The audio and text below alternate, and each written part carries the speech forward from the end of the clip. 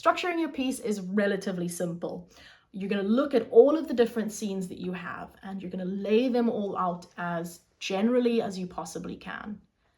I like to write small sort of 2 or 3 word descriptions about what happens in the scene. So for example, in the fall, there were scenes where we had arguments about patriarchy. So we called that little bit the patriarchy plenary. So it's like little catchy bits of information that'll make it easy for you to refer to these scenes when you're talking generally.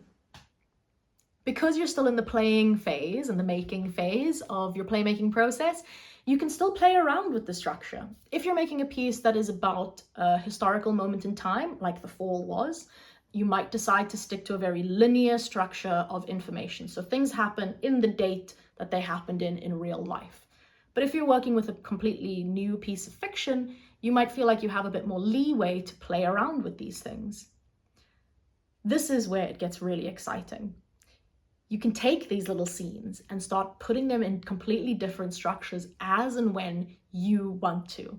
I like to do it in lots of different ways. The first way is to figure out what the logical timeline is. What's the timeline in which the information makes the most sense logically? The second one is, what is the timeline in which it makes sense linearly, like in terms of actual dates and time? What is the way that it makes sense in terms of flashbacks? Are there any moments that you can have flashbacks?